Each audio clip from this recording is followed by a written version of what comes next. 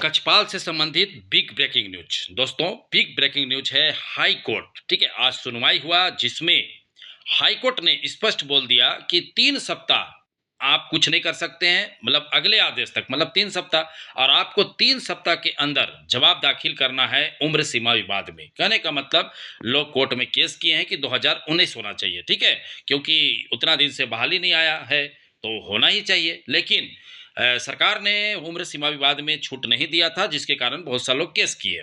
तो देखिए, आज ही और अभी तुरंत 1 घंटा पहले ही हाई कोर्ट के जज जस्टिस सेन ने एक फैसला दिया।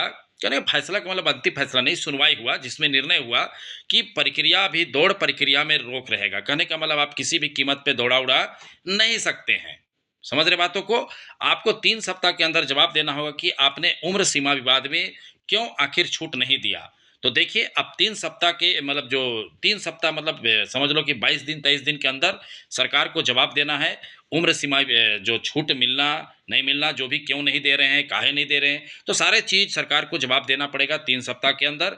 और शपथ पत्र दायर करना पड़ेगा क्योंकि मैं क्यों आखिर उम्र सीमा में छूट नहीं दिया। ठीक है, तो ये बहुत बड़ा ब्रेकिंग न्यूज है। कहने का मतलब है कि कछपाल बहाली वाले विद्यार्थियों के लिए कि अभी 3 सप्ताह कुछ नहीं होगा। ठीक है, 3 सप्ताह में ना दौड़ होगा ना कुछ हो सकता है, और वैसे भी 3 सप्ताह में कुछ होता भी नहीं। ठीक है, तो कोई बड़ी बात नहीं है।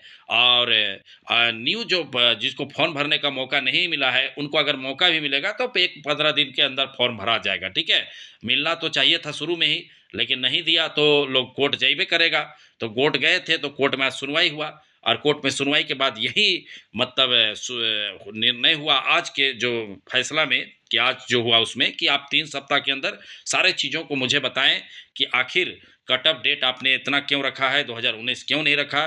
तो सुनवाई में सरकार को बोला गया कि आपको 3 सप्ताह के मैं समय दे रहा हूं कि 3 सप्ताह में आप इस चीज़ को हमें जानकारी दीजिए। तो सरकार भी बोला ठीक है कि मैं इसका जानकारी आपको दूंगा, तो 3 सप्ताह के अंदर। तो देखिए, 3 सप्ताह बोला गया है, ठीक है, लेकिन सरकार एक आध सप्ताह में ही जवाब दे देगा कि आखिर मुझे करना क्या है। देखो जेपीएससी में क्या हुआ, कोर्ट गया, कोर्ट आदेश दे दिया कि जितने भी लोग को उम्र सीमा के कारण फॉर्म भरने मौका नहीं मिला है, सबको फॉर्म भरवाओ।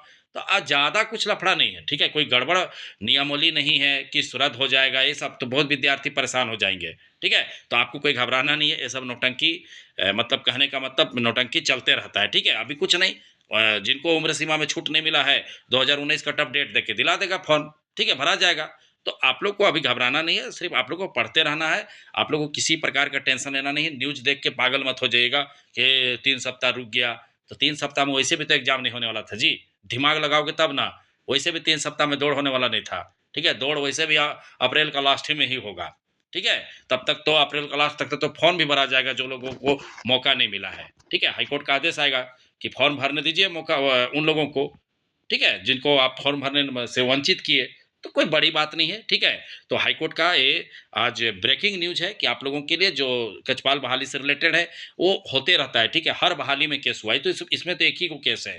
ठीक है, 100 केस होता है एक बहाली में, मैं बता दे रहा हूँ। टीचर बहाली में 226 को केस हो गया था।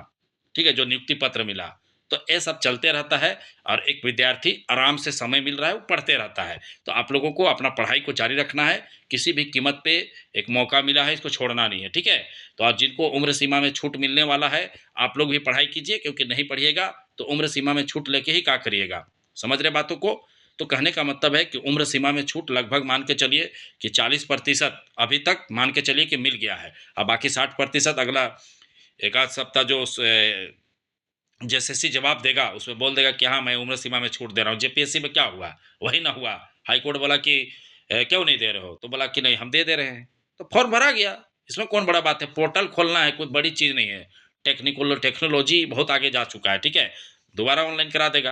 तो ये आप लोगों के लिए कछपाल बहाली से रिलेटेड संबंधित विद्यार्थियों को अभी मान के चलिए कि एक आध महीना दौड़ उड़ कुछ नहीं होने वाला है। ठीक है, एक आध 1.5 महीना तक मान के मतलब आपके पास एक अच्छा समय मिल गया है कि आप लोग अपना तैयारी जारी रखें। खाली दौड़ने का तैयारी मत करो। ठीक है, पढ़ाई भी करो।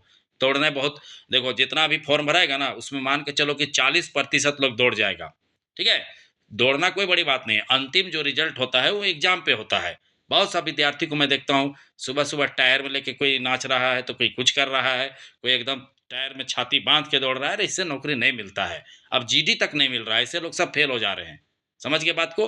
पढ़ाई सबसे मेन है, दौड़ना भी तो है, मेन तो एंट्री पॉइंट है, ट्रिगर पॉइंट है आपका दौड़। दौड़िएगा तभी एग्ज़ाम लिखने में मौका मिलेगा। लेकिन मुझे उम्मीद है जिसका कम उम्र है 26, 27, 28 वो लोग आराम से दौड़ जाएँगे, ठीक है? प्रैक्टिस करेंगे तो वो भी बोल रहा हूँ कि 40%, ठीक है? सब नहीं सकेंगे, वो संभव ही नहीं है, ठीक है?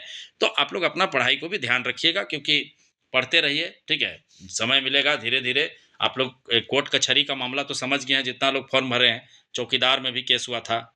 चलो छोड़ दो टीचर बहाली के तुम लोग रिलेटेड नहीं हो। तो देख लिया था चौकीदार में हर जिला में केस था, क्या हुआ? कुछ नहीं, ठीक है? जिनको मौका मिलना था सबको मौका मिला और रिजल्ट निकाल के सब नियुक्ति पत्र ले लिया। तो ये सब घबराने की बात नहीं है, ये सब होते रहता है, ठीक है? और इसी दौरान जो विद्यार्थी धूम-धड़ाका के साथ पढ़ेंगे, वो सफलता प्राप्त कर लेंगे। ठीक है? समझ गए? तो चलिए वीडियो देखने के लिए बहुत-बहुत धन्यवाद। चैनल को सब्सक्राइब करना बिल्कुल नहीं भूलेंगे।